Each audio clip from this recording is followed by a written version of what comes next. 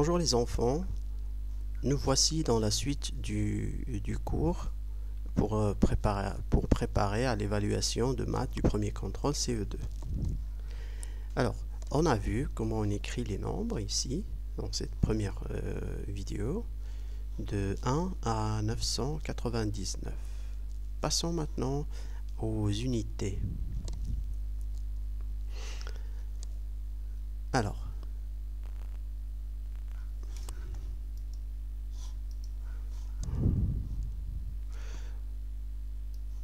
les unités, on va voir les unités, les dizaines et les centaines. Dans le nombre 643, ce nombre-là, le chiffre 6, c'est le chiffre des centaines, c'est les cents. Le chiffre 4, ici, c'est le chiffre des dizaines. Et le chiffre 3, c'est le chiffre des unités. Donc vous avez vu ça en cours, donc c'est juste un rappel. Maintenant, ce nombre-là, 643, est égal à 600. C'est ce 600-là, ce 6-là, qui est au fait un 600, plus 40, qui est au fait ce 4-là, c'est un 40 au fait, plus 3. D'accord? Le 208 est égal à 200 plus 8. 150 égale 100 plus 50. Comme vous avez vu ça en course, je fais juste un rappel. Maintenant, on regarde vite ici. 20 plus 80 égale à 100. 30 plus 70 égale à 100. 90 plus 1 égale à 91. 99 plus 1 égale 100. 90 plus 10 égale 100. Et 70 plus 20 égale 90.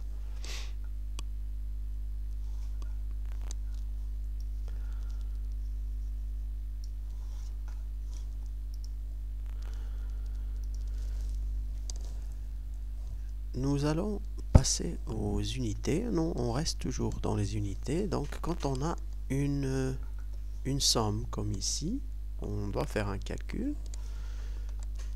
La méthode de calcul, c'est qu'il faut utiliser mettre les nombres un en dessous de l'autre pour pouvoir calculer sans faire de faute. Ici, c'est l'exemple de 487 plus 12. Donc, on met ce premier nombre et on met dessous le deuxième nombre, de façon à ce que les unités soient alignées comme ça dans une colonne et les dizaines soient aussi alignées dans la même colonne et les centaines soient alignées dans la même colonne. Comme ça, on peut faire le calcul. Ici, par exemple, si on veut faire ce calcul,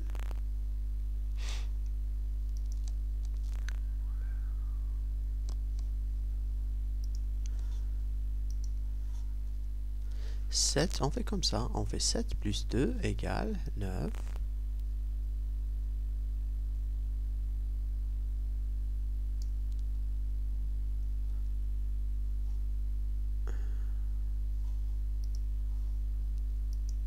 « 8 plus 1 égale 9. »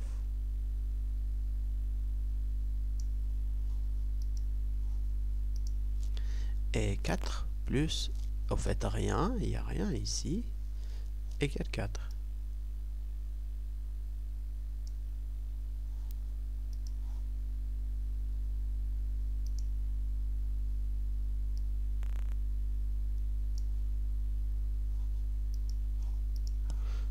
Ok, on fait comme ça.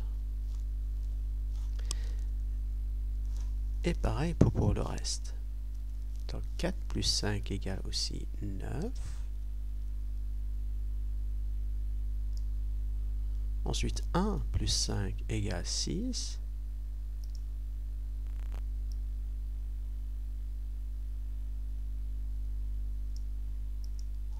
Et 2 plus, il n'y a rien, alors c'est égal à 2.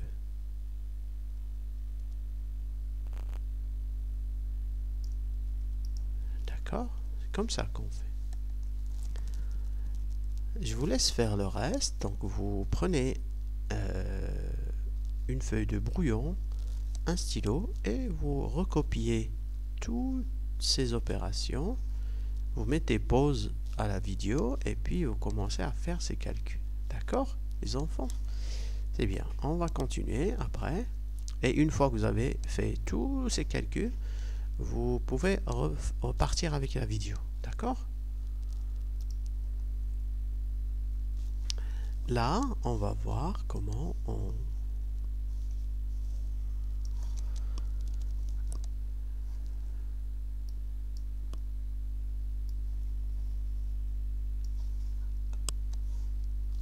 positionne en fait les nombres. Ici, on a 52 plus 4 plus 31. Regardez comment on va les positionner. 52.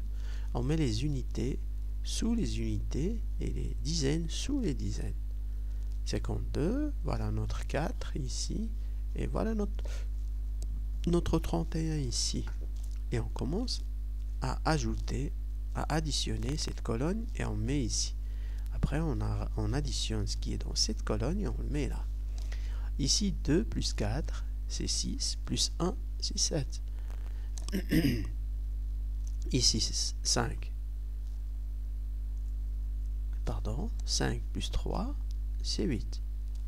Après, on recopie la même chose en ligne. Cette fois, 52 plus 4 plus 31, on l'a écrit comme ça et on pose notre résultat devant. On met égal et on pose notre résultat devant. Alors, maintenant, il y a des cas où il faut utiliser des retenues, ce qu'on appelle des retenues. Donc, quand on additionne ici, on a un grand nombre et on doit poser une partie de ce nombre ici, le reste on doit le mettre dans la case suivante. Ça s'appelle le retenu. Alors, 9 plus 7, c'est 16, plus 4, c'est 24. Donc, on met le 4 des unités ici, et le 2 du 24, on le met avec les dizaines. Après, on fait 3 plus 7, c'est 10, mais on n'oublie pas de rajouter la retenue qui fait 12. 10 plus 2 égale 12. Donc ici, on a un 12, mais on ne met pas le 12 ici, on met le 2, et le 1 du 12, on le met en retenue dans la case des centaines. Après, on a 1, plus, ici, il n'y a rien, mais on rajoute la retenue. 1 plus 1 égale 2. Voilà. Donc, notre somme, ici, on la reprend ici, on met égal, et on met le résultat qu'on a trouvé ici devant, c'est-à-dire 224. Ok, les enfants? Et on continue. Alors, vous pouvez, les enfants, vous pouvez recopier ces sommes-là, ces opérations de calcul. Ne regardez pas le résultat ici. Vous recopiez juste cette partie-là et vous faites la somme. Vous arrêtez la vidéo, vous faites la somme et après vous contrôlez, vous regardez si vous avez fait juste. Pareil ici, vous faites cette opération et contrôlez après quand vous avez fini si vous avez juste. Pareillement ici. Ici, c'est avec les retenues, vous faites la même chose. Vous recopiez juste ça. Vous allez le mettre de cette manière-là, sans copier le résultat. Vous arrêtez la vidéo, vous faites le travail. Et une fois que vous avez fait le travail, vous contrôlez avec la vidéo pour voir si vous avez fait juste. Et prenez l'habitude d'écrire les retenues avec une autre couleur. Comme ça, vous savez que c'est le retenu. C'est la retenue. Faites la même chose avec les autres opérations. Voilà notre exercice. Donc faites pareil avec ces exercices-là. Vous arrêtez la vidéo, vous faites ces exercices-là, ne copiez pas le résultat et vous contrôlez après si vous avez fait juste. Maintenant, on va passer à ce petit problème. Alors, le numéro 6, il dit « Hamed rentre son troupeau dans 3 bergeries. Dans la première, il met 195 moutons. Dans la deuxième, 97. Et dans la dernière, 108. Combien de moutons compte le troupeau d'Ahmed? Le troupeau d'Ahmed compte, et vous mettez ici le résultat. Mais avant, j'aimerais vous donner une manière de travailler les problèmes. Alors, quand vous avez une petite histoire comme ça qui vous raconte quelque chose et qui vous donne des chiffres et que vous devez après jouer avec ces chiffres pour trouver le résultat, la meilleure manière de faire est de construire un dessin. Je vais vous montrer comment. Alors, ici, ça raconte que Monsieur Hamed, on va le dessiner ici, Monsieur Hamed. Ok. On n'a pas une page ici. Attendez, je vais le dessiner ici à côté. Ok. Je vais dessiner Hamed ici. Non, je peux pas. Bon.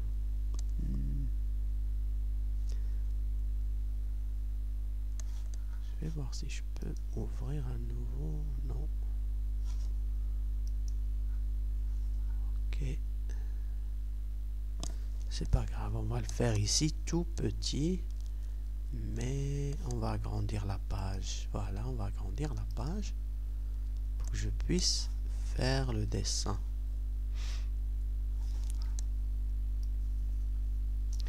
Alors, comme j'ai dit, chaque fois que vous avez ce genre de petite histoire qui vous raconte un petit problème et qu'on vous demande de trouver un résultat, vous commencez par faire un dessin. Alors ici, Hamed, on va dessiner ce Hamed, il est là. On va le dessiner comme ça, c'est Monsieur Hamed. Ok.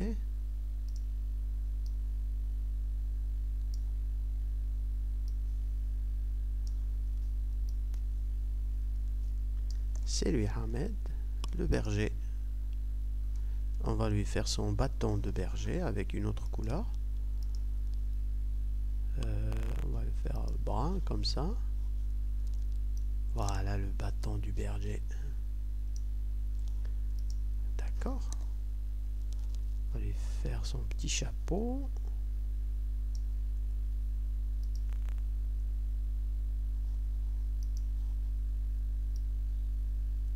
Et voilà son petit chapeau berger. Comme ça.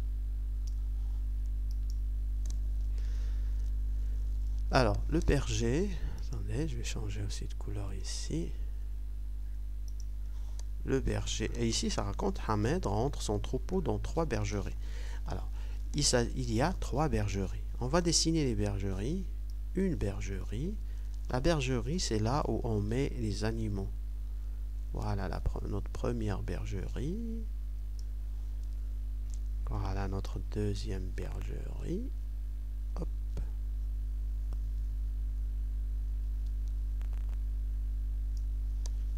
Et voilà notre troisième bergerie. Ok. Alors on va choisir les moutons avec une autre couleur. Tiens, on va mettre du vert. Ok. Ah ok, ça a mis comme ça. Pas grave. Alors ça, il dit qu'on a 3 bergeries. Ils sont là les 3 bergeries. Elles sont là. 1, 2, 3 bergeries. Alors ils disent dans la première, il met 195 moutons. Tiens, on va les mettre ici. 195 moutons. Voilà. Il dit... Attendez, je vais faire plus petit.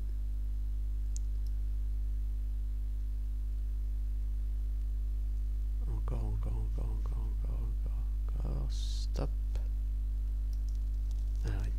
Dans la première, 195 moutons.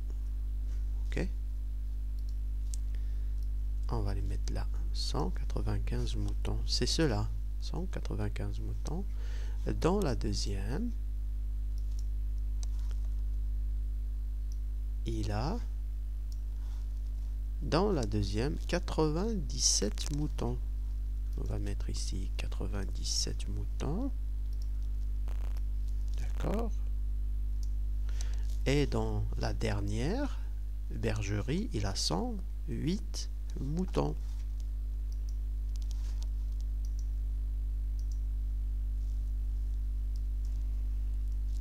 Moutons, voilà, on va les mettre ici. Comme ça, c'est plus clair. Alors, je reprends. Hamed, le berger, lui, il a 3 bergeries. 1, 2, 3. Dans la première, il met 195 moutons. Dans la deuxième, il met 97 moutons. Et dans la dernière, il met 108 moutons. La question, combien de moutons compte le troupeau d'Ahmed? Alors, qu'est-ce qu'on doit faire? On doit rajouter les moutons. Cela, plus cela, plus cela. C'est juste? Oui, c'est juste. Alors, on met 195 plus 97 plus 108 moutons. C'est ça. Et après, on fait le calcul au fait de cette manière-là. 197 ici. Sous 197, on met 90. Sous 195, on met 97. Et sous 97, on met 108. Et on fait le calcul. Je vous laisse faire le calcul. Vous arrêtez la vidéo et vous contrôlez si vous avez ce résultat. 400 moutons. D'accord? Mais j'aimerais bien que vous fassiez un dessin. Ok? Vous prenez une feuille, vous faites un dessin comme ça. Et prenez l'habitude, chaque fois que vous avez ce genre de problème, de faire un dessin. D'accord, les enfants? Ok. Voilà notre exercice. Je vous laisse faire ce calcul-là. Ne regardez pas le résultat, vous faites le calcul. J'ai commencé la vidéo en parlant des unités, pardon, mais je suis passé à autre chose. On va vite faire ici un peu d'unité avant de finir la vidéo. Alors, observe la grande règle graduée de la classe. Quelle est sa longueur en centimètres? La grande règle de la classe, c'est la règle de la maîtresse. Elle doit faire 1 mètre. Est égal à 100 cm. D'accord? Dans ta règle à toi, tu verras qu'elle est graduée et elle est numérotée en centimètres. Quand tu vois ici 0, 1, 2, 3, 4, c'est qu'elle est numérotée en centimètres. C'est-à-dire de 0 à 1, c'est 1 cm. De 1 à 2, c'est aussi 1 cm. Mais de 0 à 2, c'est 2 cm.